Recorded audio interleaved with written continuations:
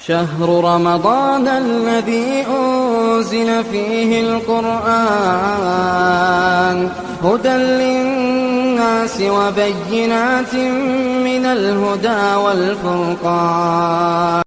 الحمد لله رب العالمين والصلاة والسلام على خاتم الأنبياء والمرسلين وعلى آله وأصحابه ومن تبعهم بإحسان إلى يوم الدين. أما بعد. میرے اسلامی بھائیوں اور بہنوں، اللہ کے نبی صلی اللہ علیہ وسلم کے سیرت طیبہ پاک زندگی کی کچھ باتیں ہم سن رہے ہیں. بہت ساری باتیں ہم نے سنا. ہم پہنچے ہیں اللہ کے نبی صلی اللہ علیہ وسلم کے اس اعلان پر، بانگ درا پر، جہاں بت پوجے جاتے تھے. 360 بت کعبۃ اللہ میں تھے. ویسے بت خانے میں، ویسے شرک اور بت پرستی کی شہر میں اللہ کے نبی صلی اللہ علیہ وسلم کو اللہ حکم دے رہے ہیں نعرہ توحید اللہ اکبر کا. یہ بہت بڑا چیلنج، بہت بڑا چیلنج ہے آپ کے لیے بھی، میرے لیے بھی. آج کے زمانے میں بھی جب بھی مسلمانوں پر آفت آتی ہے، اللہ کے علاوہ کسی اور کی جے ہوتی ہے، تو آپ کو مجھے حکم ہے کہ ہم اللہ کی جے بولیں، اللہ اکبر کی صدا کو بلند کریں. یہی سیرت پڑھنے کا فائدہ ہے. ورنہ میں سناؤں، آپ سر ہلاتے رہیں اور سن کر ہم چلے جائیں، اس کا کوئی فائدہ نہیں ہوگا. سیرت سے ہمیں کیا سبق ملتا ہے، نبی نے مجھے کیا سکھایا ہے، یہی مجھے اور آپ کو کرنا ہے. نبی کا نام ہم سنتے ہیں ایسے چوم لیں، بولا کہ یہ تو نہیں ہے. نبی نے صحابہ تو ایسے نہیں چومے تھے. اللہ کے نبی صلی اللہ علیہ وسلم جو حکم دیتے تھے صحابہ ویسے کر دیتے تھے. چلیے ہم اپنی بات پر چلتے ہیں. کوہ صفا، کوہ یہ فارسی لفظ ہے. ٹنل یا ایسے کہہ لیجئے کہ وہ تو یہ غار جسے کہتے ہیں، غار. اور صفا کی پہاڑی، جیسے ہم عمرے پر جاتے ہیں صفا مروہ، جہاں سے سعی شروع ہوتی ہے صفا کے پہاڑ سے، ختم ہوتی ہے مروہ پر. جنوب کے حصے میں صفا کی یہ پہاڑی تھی. وہ زمانے میں اطراف بہت سارے لوگوں کے مکانات تھے. کعبۃ اللہ سے صفا کا ڈسٹنس بہت دور تھا، اب تو قریب ہے. آپ کعبۃ اللہ سے نکلے، زمزم پیے، تھوڑی دیر چلے، 100 میٹر بھی نہیں، 500 میٹر چلے، وہاں آپ کو صفا کی پہاڑی نظر آ جائے گی. اس سے بھی کم ڈسٹنس ابھی تو اللہ کے نبی صلی اللہ علیہ وسلم کو پوری طرح اطمینان ہو گیا. آپ کے چچا ابو طالب نے آپ کو یہ گارنٹی دے دی کہ بھتیجے تم جو چاہے کرو، میں تمہارے پیچھے ہوں. تو اللہ کے نبی صلی اللہ علیہ وسلم کو جب حمایت کا ایک سپورٹ کا ایک بھروسہ آ گیا اللہ کے بعد، تو اللہ کے نبی صلی اللہ علیہ وسلم صفا کی پہاڑی پر چڑھے. وہ زمانے میں کسی کو کوئی چیز وائرل کرنی ہوتی، اعلان کرنا ہوتا. آج کے زمانے میں آپ کیا کرتے ہیں، کوئی بھی آپ کو وائرل چیز کرنا ہے تو آپ سوشل میڈیا کا سہارا لیتے ہیں. انسٹاگرام، سوشل میڈیا، فیس بک، ایسی چیزیں بات کو پھیلاتے ہیں. آدمی اپنے فکر کو پھیلاتا ہے. وہ زمانے میں تو یہ ساری چیزیں نہیں تھی، تو آدمی ایک اونچے جگہ پر چڑھ جاتا تھا. اگر تب بھی لوگ اس کی طرف دھیان نہیں دیتے تو شرٹ نکال دیتا تھا، پورا ننگا ہو جاتا تھا. ننگا ہو کے تو لوگ سب دیکھ رہے، ارے یہ کیا کرتا. تو لوگ تب اس کی بات سنتے تھے. انا النذیر العریان. تو کہتے ہیں اللہ کے نبی صلی اللہ علیہ وسلم صفا کی پہاڑی پر چڑھے. یہاں تک کی بات سے ہم کو یہ معلوم ہوتا ہے آپ اللہ کے دین کا کام کرنے جاتے ہیں، اللہ پر آپ کو بھروسہ ہے، لیکن ساتھ ساتھ کچھ لوگوں کا بھروسہ بھی آپ کو لینا چاہیے. اللہ کے نبی صلی اللہ علیہ وسلم کو اللہ پر بھروسہ تھا، تو آپ تو اللہ کے نبی تھے، لیکن ساتھ ساتھ ابو طالب کی حمایت بھی آپ کو حاصل تھی. تو ایسا نہیں ہو کہ 2-4 بچے نکل جائیں، ہم کچھ کریں گے، یہ کریں گے. ارے گاؤں کے محلے کے کچھ لوگ ہیں، مسجد کا متولی ہے، بڑے لوگ ہیں، ان کو اپنے حمایت میں لو، ان کو اپنے فیور میں لو، اس کے بعد کام کرو، تو آپ کو اللہ کی حمایت حاصل رہے گی. آپ کو ایک گارنٹی رہے گی، آپ پر کوئی ہاتھ ڈال نہیں سکے گا جب آپ بڑے لوگوں کو ساتھ لے کر چلیں گے. بڑے لوگوں کی حمایت میں چلیں گے. درس ہمیں یہ سبق سکھاتا ہے. اللہ کے نبی صلی اللہ علیہ وسلم کی سیرت یہ سبق سکھاتی ہے. اللہ کے نبی صلی اللہ علیہ وسلم صفا کی پہاڑی پر چڑھے, چڑھ کر کہا یا صباحا, اے صبح. یعنی اللہ یہ اعلان کرنے سے پہلے کچھ باتیں ہوتی تھی جو عرب کے لوگ اعلان کرتے تھے. یہ جیسے ہی اللہ کے نبی نے کہا, عرب کے سارے جو ٹرائبز تھے, قبائل تھے, وہاں جمع ہو گئے. بولا کہ کچھ نئی بات محمد بتانے والے ہیں, اسی لیے تو صفا کی پہاڑی پر چڑھے ہیں. اللہ کے نبی صلی اللہ علیہ وسلم نے ان کو چند باتیں بتلائیں. سب سے پہلی چیز ونصف اللہ, اللہ تعالیٰ کی توحید بتلائی. ہم لوگ ہمیشہ آپ سے ہی کہتے ہیں کہ سب سے پہلی چیز اللہ کی توحید ہے. اسے آپ اچھی طرح دماغ میں بٹھا لیں. اگر ہم مسلمان رہیں اور بتوں کی پرستش چلتی رہے, قبروں پر لوگ سجدے کرتے رہیں, مزاروں پر پھول چڑھائے جاتے رہیں, قبروں پر چادریں چڑھائی جاتی رہیں, اور ہم سمجھیں کہ اللہ کی برکت آئے گی, یہ خیال غلط ہے. اللہ کی زمین پر صرف اللہ کو سجدہ ہونا چاہیے, نہ کسی پیر کو, نہ کسی فقیر کو, نہ کسی مولوی کو, نہ کسی مفتی کو, کسی کو سجدہ نہیں ہونا چاہیے. اللہ کے نبی صلی اللہ علیہ وسلم نے سب سے پہلے توحید کی دعوت دی, اور پھر کہا میں اللہ کا رسول ہوں, میسنجر آف اللہ. اللہ کے نبی صلی اللہ علیہ وسلم کہا کہ میں اللہ کا رسول ہوں, میری بات مانو. تیسری چیز آخرت پر ایمان. یہ سنسار ایک دن ختم ہو جانے والا ہے. میں اور آپ سب اللہ کے سامنے جائیں گے. اللہ تبارک و تعالی ہم سے حساب و کتاب لے گا. اسی لیے کہتے ہیں یہاں کا رتی وہاں کا ہتی, یا جو بھی آپ کر رہے ہیں وہاں آپ کو کتنا حساب دینا ہے, ہتی کے برابر حساب دینا ہے. آپ ایسا نہیں سوچیں. اسی لیے مجھے ڈر لگتا ہے, کبھی کسی سے کوئی پین بھی لے لیتا ہوں تو میں پین اسے کیا کر دیتا ہوں, واپس کرتا ہوں. کبھی کسی سے کوئی معمولی چیز لے لیا, کہ ایسا نہ ہو کہ وہ چیز کل حشر میں ہمارے لیے آڑے آ جائے, حشر میں جنت میں جانے کے راستے میں رکاوٹ بن جائے. اللہ تعالیٰ کے پاس وَمَن يَعْمَلْ مِثْقَالَ ذَرَّةٍ خَيْرًا يَرَهُ وَمَن يَعْمَلْ مِثْقَالَ ذَرَّةٍ شَرًّا يَرَهُ. جو رتی برابر نیکی کیا ہے وہ آخرت میں دیکھے گا, جو برائی کرا ہے وہ بھی آخرت میں اس کو ملے گا. اللہ کے نبی صلی اللہ علیہ وسلم نے ایمان, آخرت پر ایمان لانے کی دعوت دی.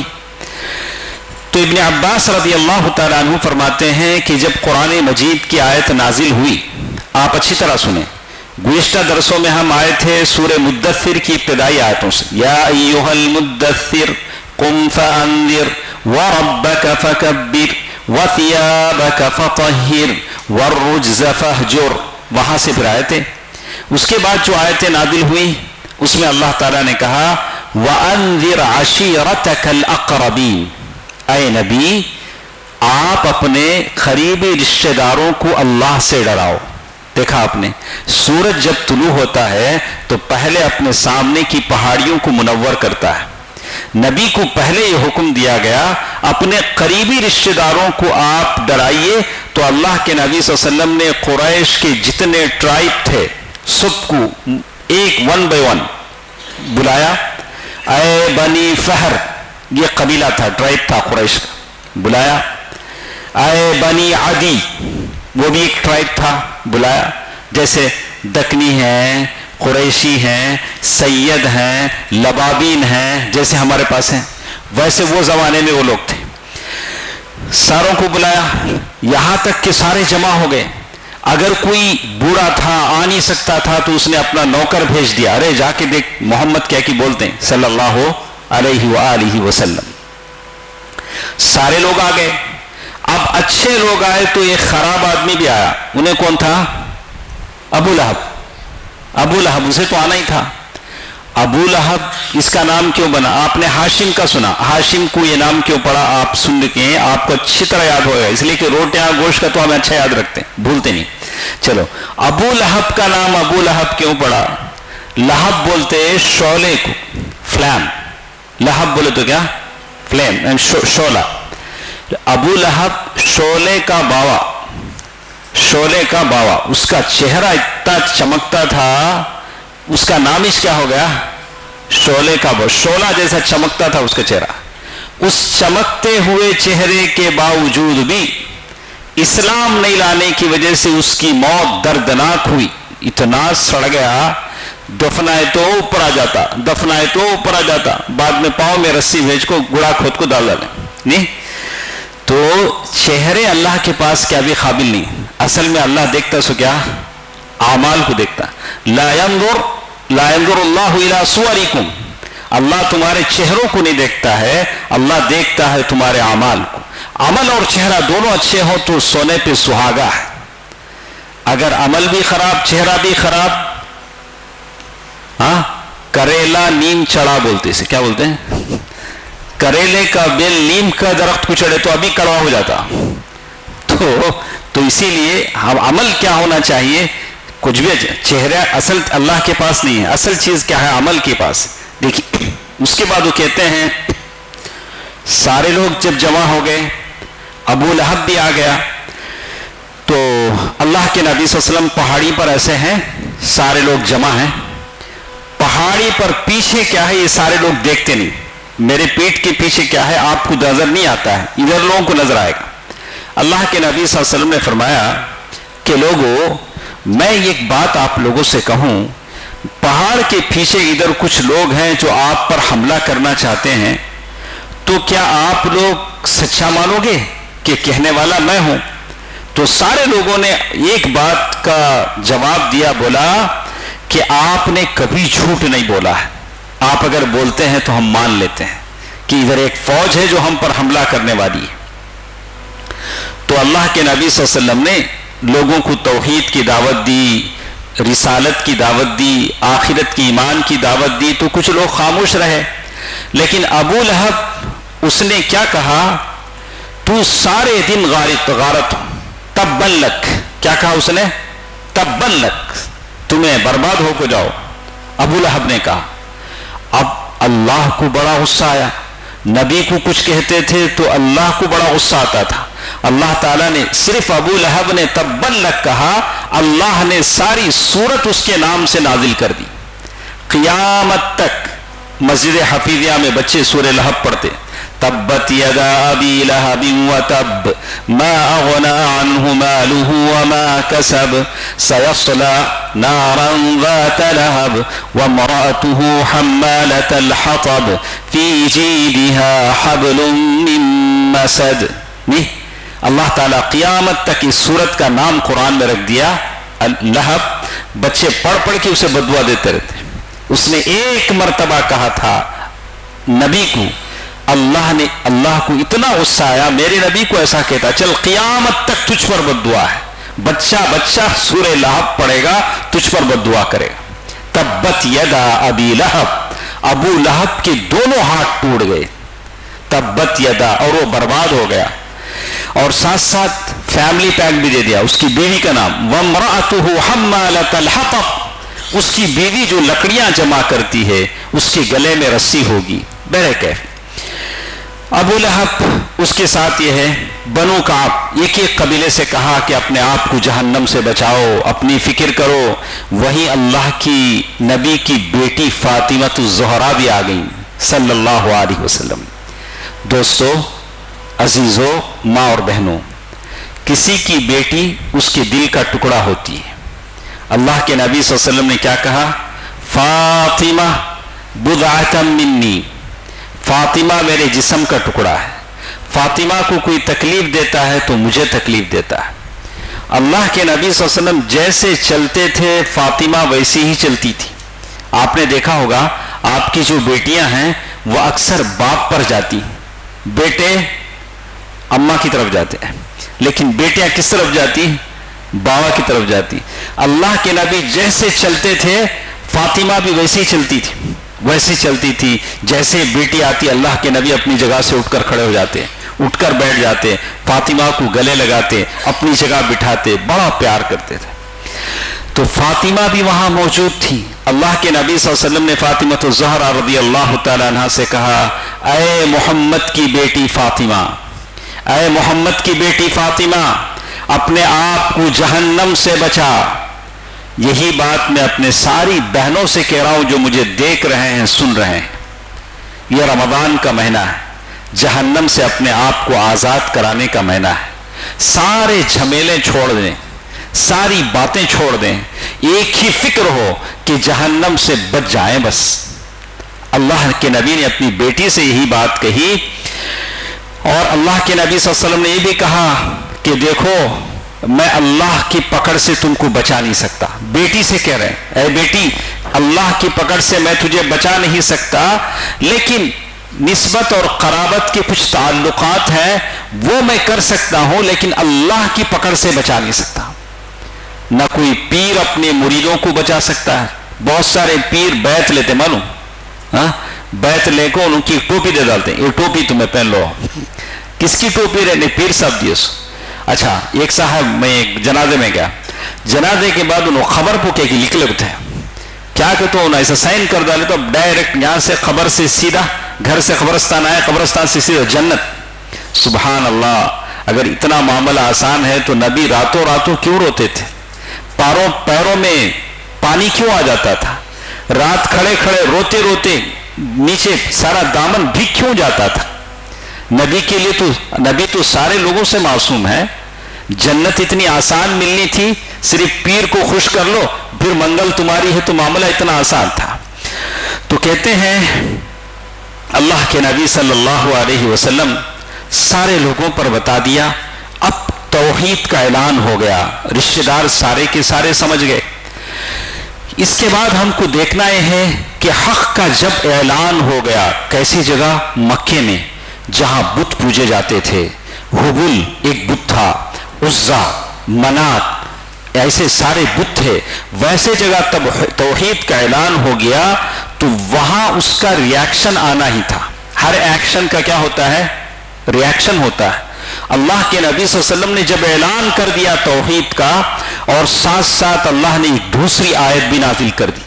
ابھی رشتہ داروں کو بلا کے سمجھا کے ختم نہیں ہوا، فوراً قرآن کی دوسری آیت نازل ہو گئی جس میں اللہ سبحانہ و تعالی نے کہہ دیا فَاصْدَعْ بِمَا تُؤْمَرْ وَأَعْرِضْ عَنِ الْمُشْرِكِينَ۔ اے نبی کھل کر اعلان کر دو۔ پہلے بتایا رشتہ داروں کو سمجھاؤ، بنی فہر، بنی عدی، بیٹی اور دوسرے خاندان کو بلایا۔ اب اس مرحلے پر پہنچ کر کہا کہ سارے لوگوں میں اعلان کر دو کہ اللہ ایک ہے، آپ اللہ کے رسول ہیں۔ فَاصْدَعْ بِمَا تُؤْمَرْ وَأَعْرِضْ عَنِ الْمُشْرِكِينَ، اور مشرکین سے رخ پھیر لیجئے۔ اللہ کے نبی صلی اللہ علیہ وسلم کو اللہ کا حکم آ گیا۔ اب اللہ کا حکم ہے، اللہ کے حکم کو پہنچانا ہے۔ ایسا نہیں ہو سکتا کہ اللہ کے نبی اللہ کے حکم کو ٹال دیں، بولے نہیں نہیں ابھی حالات اچھے نہیں ہیں، جیسے ہماری حالت ہے، ہم لوگ ہمیشہ یہ چرونا روتے ہیں، ابھی کریکٹ نہیں ہے، ابھی یہ ٹائم مناسب نہیں ہے۔ ابھی کب ٹائم مناسب رہے گا؟ قبرستان جانے کے بعد ٹائم مناسب رہے گا۔ ہماری قوم کی بچیاں کافروں کی گودوں میں ناچتی ہیں، تمہیں بولتے ہیں ٹائم مناسب نہیں۔ کب ٹائم آئے گا تمہارا؟ قبرستان جانے کے بعد ہوا ٹائم آئے گا۔ ہماری حالت، اللہ تعالی ہم پر رحم کرے۔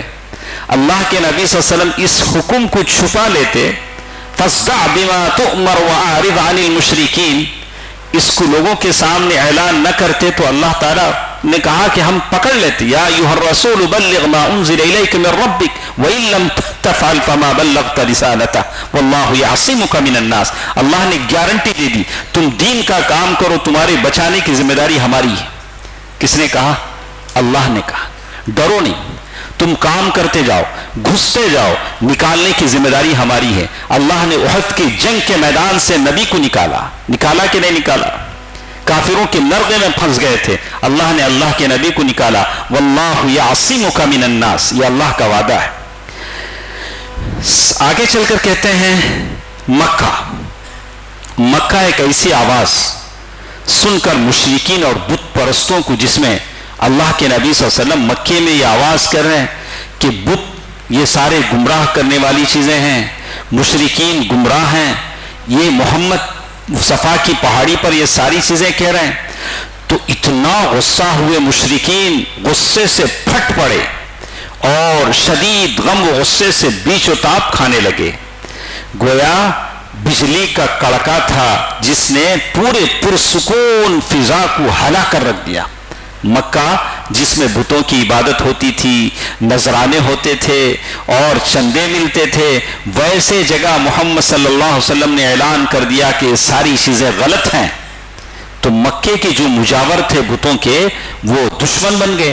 اب بھی ایسے ہوتا ہے، آپ کسی بھی درگاہ کے پاس جائیں، سب سے پہلے جن کو سب سے پہلے غصہ آتا ہے، کس کو آتا ہے؟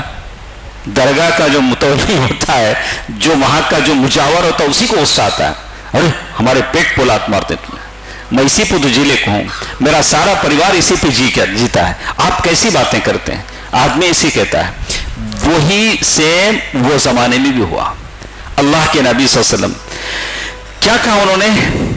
تو کہا اس سے پشتینی رسم و رواج، پشتینی رسم و رواج کا مطلب ہے کہ ہمارے باپ دادا سے جو رسم و رواج چلنے کو آلے کو ہے، اس کا صفایا یہ محمد کرنا چاہتے ہیں۔ پہلے ہمارے دادا مجاور تھے، اس کے بعد ہمارے باوا بنے، اس کے بعد میں بنا، اس کے بعد میرا بیٹا ریڈی ہونے کو ہے، اور محمد کہتے ہیں سب غلط ہے، تو ہم سے یہ ساری چیزیں ختم ہو جائیں گی، یہ ہنڈیاں ختم ہو جائیں گی، یہ ہمارا چندہ رک جائے گا، ہم کیسے جئیں؟ یہ ساری چیزیں ختم، یہ نذرانے ختم ہو جائیں گے، یہی صفا تھا۔ تو کہتے ہیں کہ قریش یہ سارے جو لوگ تھے اٹھ پڑے، کیونکہ وہ جانتے تھے کہ اپنے غیر اللہ کی الوہیت کا انکار، اللہ کے علاوہ کوئی نہیں ہے، اس کا انکار اور رسالت اور آخرت پر ایمان لانے کا مطلب یہ ہے کہ مکمل طور پر اس رسالت کے حوالے کر دیا جائے اور بے چون و چرا اللہ تعالیٰ کی اطاعت کیا جائے۔ تو بات یہ تھا کہ خود اپنی جان اور اپنی مال پر ہم کو اختیار نہیں، اللہ کیسا بولا ہماری جان کے ساتھ ہمیں ویسا کرنا، ہمارے مال کو اللہ کہاں خرچ کرو بولا ہمیں وہاں خرچ کرنا، اسی کا نام تو اسلام ہے۔ لیکن ہم بھی بڑے گھٹ آدمی ہیں جی، جیب بھی کہاں سے لاتے ہیں؟ ہمیں پیٹ پو، جیباں کہاں سے لاتے ہیں؟ بولو سینے پو، دل کو سلاتے۔ یہ پیسہ ہم کو کیا ہے؟ ہمیشہ دل کو لگ کو رہنا۔ اب نئے زمانے میں کچھ لوگ پیچھے رکھ لیتے، وہ بات الگ، اس کی نہیں کہہ رہے ہیں، ہم اپنی زمانے کی بات کریں۔ لیکن اس پیسے کو اللہ کہہ رہا ہے ان اللہ اشترى من المؤمنین انفسهم واموالهم بان لهم الجنہ، یہ پیسہ خرچہ کرو جنت خرید لو۔ تو پیسہ نکالنا بڑا مشکل ہے، اسی لیے شیطان کے بارے میں کہا یعدکم الفقر ویأمرکم بالفحشاء، شیطان تم سے کہتا رے خرچہ کرنا کو با، خیرات کرنا کو، تو فقیر ہو جانا۔ یہ کون بولتا؟ شیطان بولتا، شیطان بولتا۔ اللہ کیا بولتا؟ اللہ کیا بولتا کہ صدقہ کرو، تمہارا صدقہ تمہارے مال کو بڑھائے گا، مال کو بڑھائے گا۔ دیکھیے آگے چل کر وہ کہتے ہیں بس یہ دین جو اللہ کے نبی صلی اللہ علیہ وسلم لائے تھے، وہ دین یہ قریش کی جو گناہ کرنے کا جو مزاج تھا، شراب، زنا، سود، وہ ساری چیزوں کو ختم کرتا تھا۔ تو قریش کو یہ بات بڑی بری لگی۔ قریش کچھ یہ سب کچھ سمجھ رہے تھے۔ ایک بات اچھا نوٹ کریں، میں سواروں کو تھوڑا توجہ چاہتا ہوں۔ قریش کو یہ معلوم تھا کہ محمد صلی اللہ علیہ وسلم جو دین لائے ہیں، اس دین سے ہمارا سارا کاروبار ختم ہو جائے گا، بت ہی نہیں رہیں گے تو نذرانے کہاں سے آئیں گے، لوگ مسلمان ہو جائیں گے تو بتوں پر نذرانے کون چڑھائے گا، ہماری سارا کاروبار مارکیٹ بند ہو جائے گا، وہ سارے سمجھتے تھے۔ لیکن جو آدمی جو دعوت لے کر آیا تھا، جو میسنجر تھے، وہ کون تھے؟ محمد صلی اللہ علیہ وسلم۔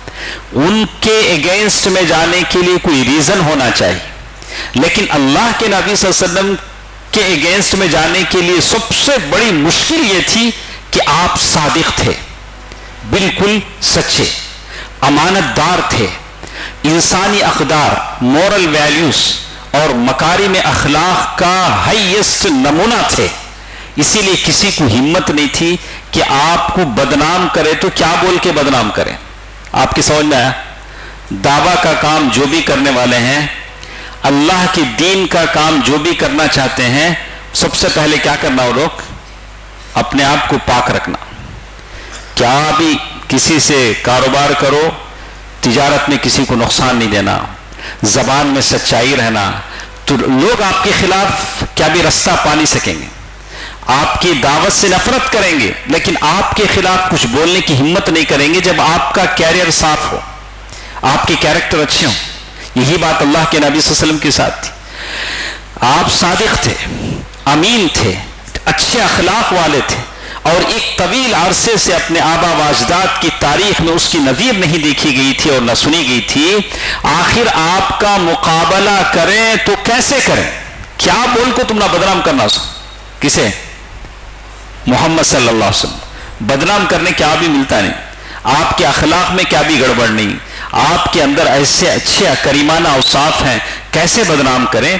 تو واقعی حیران کون؟ قریش. اللہ کے نبی صلی اللہ علیہ وسلم ایسی بات کہہ رہے ہیں، لیکن اللہ کے نبی صلی اللہ علیہ وسلم کے وروਧ میں، مخالفت میں جانے کے لیے ہم کو کوئی راستہ نہیں، اس لیے کہ آپ بالکل کیریکٹر. کیسے کیریکٹر؟ قرآن نے شہادت دے دی وَإِنَّكَ لَعَلَى خُلُقٍ عَظِيمٍ، آپ بہترین اخلاق پر فائز ہیں. كَانَ خُلْقُهُ الْقُرْآنِ.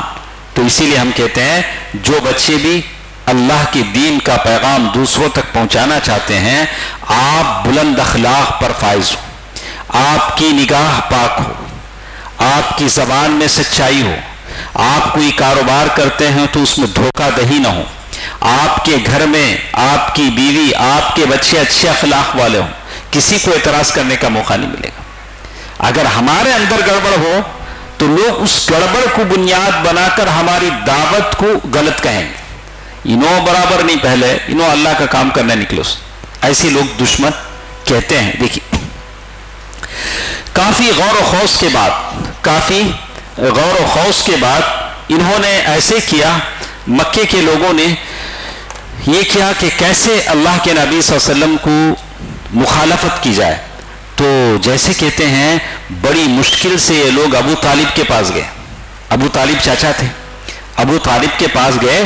ابو طالب سے جا کر کہا کہ اچھا ہم لوگ ابو طالب کے پاس جاتے ہیں، جا کر ہم کہیں گے اے ابو طالب، آپ کا جو بھتیجا محمد ہے صلی اللہ علیہ وسلم، جب بھی محمد کا نام سنے آپ صلی اللہ علیہ وآلہ وسلم پڑھ لیں. ایک مرتبہ آپ صلی اللہ علیہ وسلم پڑھیں گے تو اللہ 10 رحمتیں نازل کریں گے. ایک رحمت اگر آپ کو لگ جائے تو آپ بلینئر بن جائیں، دنیا اور آخرت آپ کو مل جائے، آپ کو اچھی صحت مل جائے، جنت مل جائے. اس سے بڑھ کر کیا چاہیے؟ تو وہ لوگ آ کر ابو طالب سے کہتے ہیں ابو طالب، آپ کا جو بھتیجا ہے وہ ہمارے معبودوں کو، خداؤں کو برا بھلا کہتا ہے، بولتا ہے کہ یہ لات غلط ہے، منات غلط ہے، عزا غلط ہے، یہ پتھر ہیں، ان کی عبادت نہ کرو، اور ہمارے دین کی عیب چینی کی ہے کہ ہمارا دین غلط ہے، ہم مشرک ہیں. اللہ کے نبی صلی اللہ علیہ وسلم نے کہا. اور یہ بھی کہتا ہے کہ ہماری عقلوں کی حماقت زدہ کہا کہ ہماری عقل، یہ لوگ احمق ہیں. احمق ہی نہ بولیں گے، جو پتھر کی پوجا کرے گا کیا بولیں گے اسے؟ احمق ہی نہ بولیں گے. تو محمد صلی اللہ علیہ وسلم اور ہمارے باپ دادا کو گمراہ قرار دیا. لہذا یا تو اب ابو طالب سے لوگوں نے کہا کہ آپ مکے کے سردار ہیں، آپ محمد کو روکیں یا ہمارے اور اس کے راستے سے ہٹ جائیں. پہلے ابو طالب نے گارنٹی دی تھی بھتیجے تم کچھ بھی کرو میں پیچھے ہوں. تو انہی کے پاس آیا، بولا کہ آپ درمیان سے ہٹ جائیں، پھر ہم محمد دونوں، تو آپ بھی ہمارے دین پر ہیں، تو لہذا یا تو آپ انہی اس سے روک دیں یا ہمارے اور ان کے درمیان سے ہٹ جائیں. دیکھا تو اب ابو طالب کے لیے بڑا صبر آزما مرحلہ تھا. ایک طرف اپنی قوم کے بڑے بڑے لوگ، ایک طرف بھتیجا، لوگوں کو جواب دے تو کیا جواب دے؟ نرم لہجے میں ابو طالب نے کہا کہ نہیں سنبھال لیں گے، سمجھا لیتا ہوں. کیا بولے؟ میں دیکھا معاملے کو کبھی بھی ٹھنڈا کرنے کے لیے کیا کرنا پڑتا؟ ذرہ ڈیلے کرنا پڑتا، فوراً گرم معاملہ کبھی بھی حل نہیں ہوتا. تو ابو طالب بڑے آدمی تھے، انہوں نے کہا کہ میں ذرا اس کو دیکھ لیتا ہوں. تو سارے واپس چلے گئے، لیکن محمد صلی اللہ علیہ وسلم کے پاس اللہ کا حکم تھا فاصدع بما تؤمر وأعرض عن المشرکین، آپ تبلیغ کرتے رہے. اب یہ معاملہ چل رہا تھا، اچانک حج کا زمانہ آ گیا. حج کے زمانے میں، وہ زمانے میں بھی حج ہوتا تھا نا، حج فرض نہیں ہوا تھا لیکن جاہلیت کے زمانے میں حج ہوتا تھا، اور باہر سے جو حاجی آتے تھے ان کو اپنے کپڑے میں حج کرنے کی اجازت نہیں تھی، مکہ آ کر مکے والوں کے کپڑے پہن کے حج کرتے تھے۔ وہ سمجھتے تھے کہ ہم نے ان کپڑوں میں گناہ کیے ہیں، ان کپڑوں میں ہم حج نہیں کر سکتے۔ اب مکے والوں کی مشکل کیا تھی؟ اگر اللہ کے نبی صلی اللہ علیہ وسلم تبلیغ کرتے رہیں گے، مکے کو حج کے لیے باہر سے لوگ آتے، مدینے سے، یمن سے، ایتھوپیا سے، باہر سے لوگ آتے، باہر کے لوگ آ کر محمد کو دیکھیں گے کہ مکے میں ایک نبی ہے، وہ وحدانیت کی بات بولتا ہے، اپنے رسول ہونے کی بات بولتا ہے، تو لوگ ان کی باتوں کو سنیں گے، اور اللہ کے نبی کیا یہ پیغام کیا ہو جائے گا؟ اسپرٹ ہو جائے گا، مدینہ چلا جائے گا، یمن، ایتھوپیا، حجاز، ایجپٹ، جہاں سے آئیں گے وہاں کیا ہوگا؟ اب انہوں نے ایک پلان بنایا کہ باہر سے جو حاجی آتے ہیں ان کو کیسے روکیں کہ وہ اللہ کے نبی سے نہیں ملنا۔ دیکھا آپ نے بائیکاٹ۔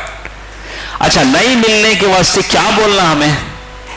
اب ایک آدمی سے نہیں ملو بولے تو ان کے بارے میں کیا تو بولنا نہیں، یہ ایک آدمی ہے، اچھا انہوں اچھے آدمی نہیں بھائی، ان سے ملو نہیں، وہ تو کیا تم ایک ریزن بولا نا۔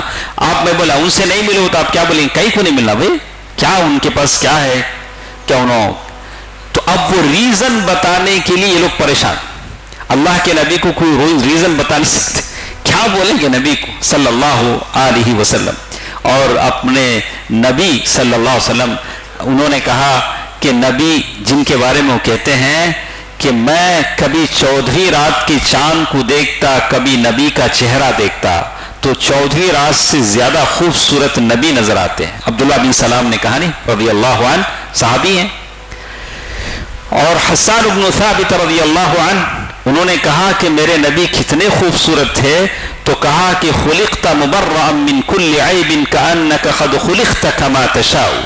اے محمد صلی اللہ علیہ وسلم، آپ تو اتنے خوبصورت ہیں، ایسا لگتا ہے کہ اللہ نے آپ کو چوائس دے دیا ہے، محمد تم کیسا بننا چاہتے بنا لو۔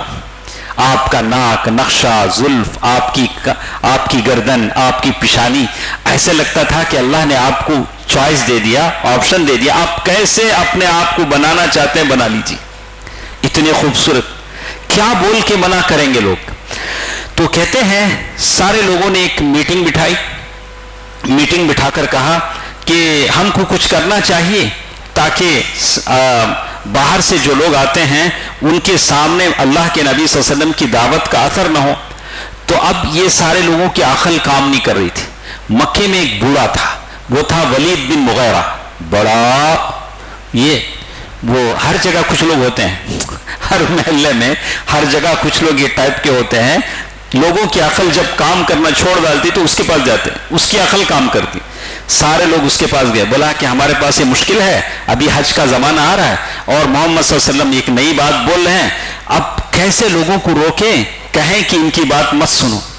تو ولید بن مغیرہ نے کہا، سب سے پہلے ولید بن مغیرہ نے کہا کہ چلو پہلے تم لوگ ایک بات پر متفق ہو جاؤ، سارے مکے کے جو ٹرائبس ہیں ایک بات پر پہلے کیا کرو، یعنی اسے اللہ کے نبی کو جادوگر بولنا کی، کاہن بولنا کی، مجنون دیوانہ بولنا کی، شاعر بولنا کی، پہلے تمہیں سب کیا ہو، ایک بات پہ آ جاؤ۔ ایسا نہیں انہوں ایک کاہن بولتے ہیں، انہوں جادوگر بولتے ہیں، انہوں تو سننے والا بھی کیا، ارے لوہا سب جھوٹے با، کیا بھی نہیں ایسا ہو سکتا۔ اچھا کیا بولنا؟ تو دیکھیے کہاں سے بات شروع ہوئی۔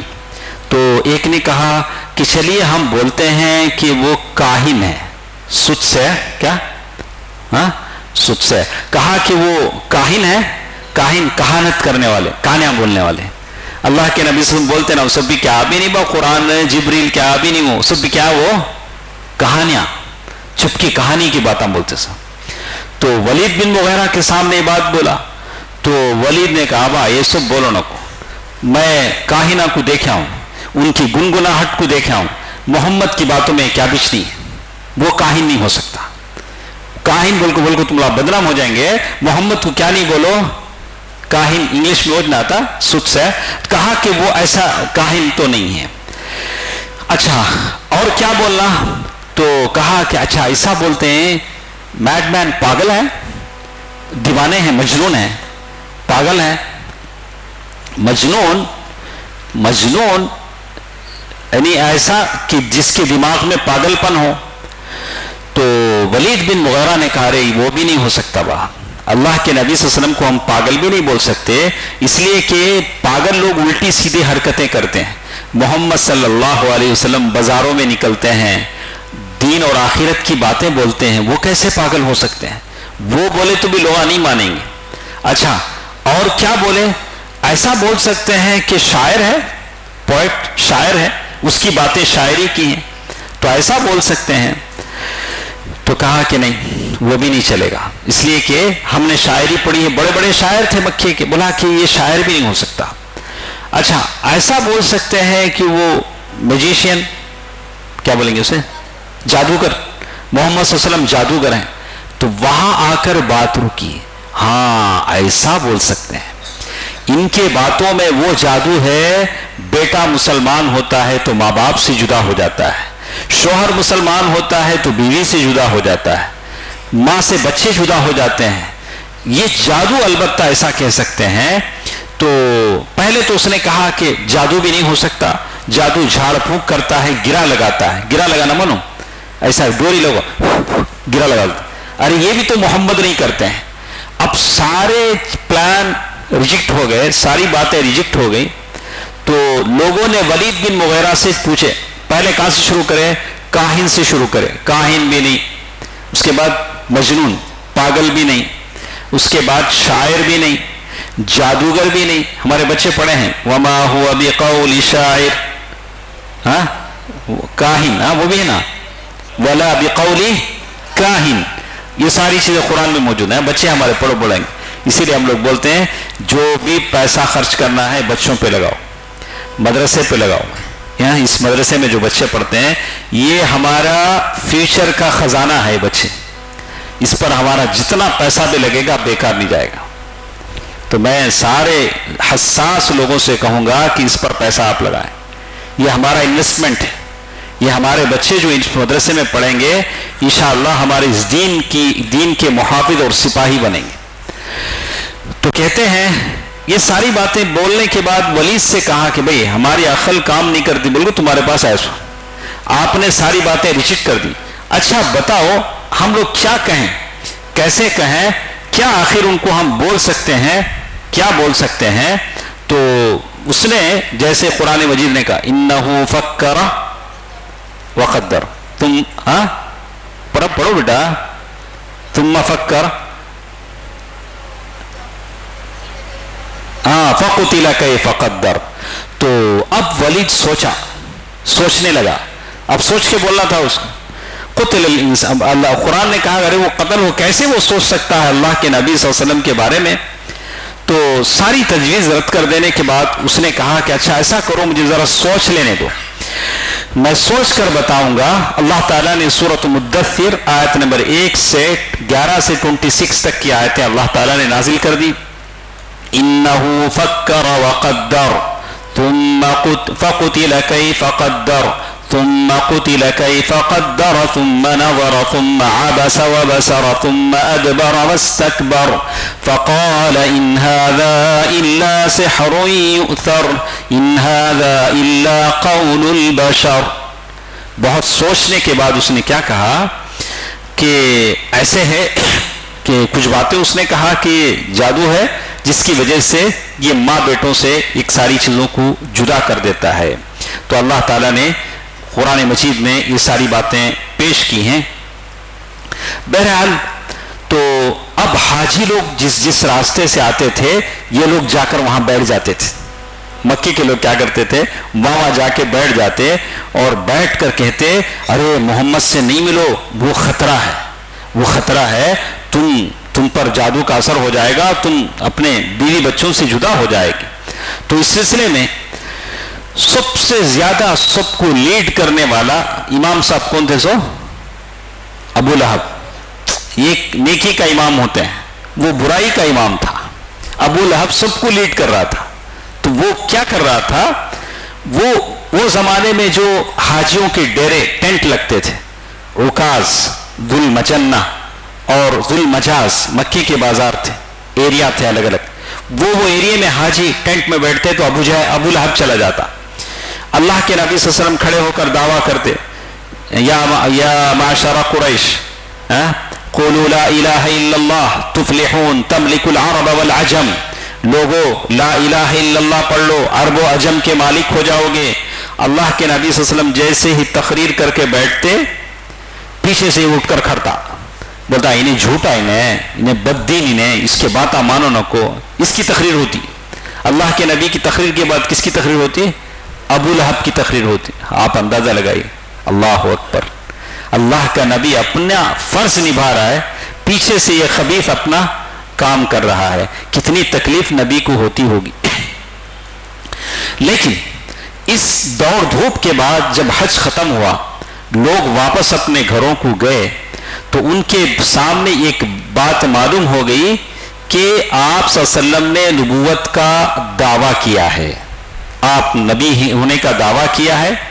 اور اس طرح سے سارے عرب ملکوں میں چرچا پھیل گیا کہ مکے میں ایک نبی پیدا ہوا ہے. انشاءاللہ کل کے درس میں ہم دیکھتے ہیں کہ اللہ کے نبی صلی اللہ علیہ وسلم کے ویرودھ میں، مخالفت میں، اگینسٹ میں جانے کے کیا کیا انداز تھے، کیسے کیسے انداز سے نبی کی دعوت کو دبانے کی کوشش کی گئی. جیسے آج کل مسلمانوں کے ساتھ ہو رہا ہے کہ مسلمانوں کو کمزور کرنے، ان کو پھلنے پھولنے سے یہ کرنے کے لیے کیسے کوشش ہو رہی ہے. روزانہ کچھ نہ کچھ باتیں ہوتی ہیں. انشاءاللہ کل کے درس میں ہم پڑھیں گے کیسے کبھی ہنسی مذاق اور کبھی اللہ کے نبی کی بیٹیوں کو طلاق، ایک ہی دن ایک ہی وقت 2 بیٹیاں گھر آ گئی ہیں کہ ہم کو طلاق دے دی گئی. ایک باپ کے لیے اس سے بڑا صدمہ کیا ہو سکتا ہے کہ ایک ہی ٹائم میں 2 بیٹیاں طلاق لے کر گھر آ جائیں. یہ بھی ایک کوشش تھی. انشاءاللہ کل کے درس میں ہم اس کو پڑھیں گے. اللہ تعالی ہم سب کی حفاظت فرمائے. آمین. والسلام علیکم ورحمۃ اللہ وبرکاتہ.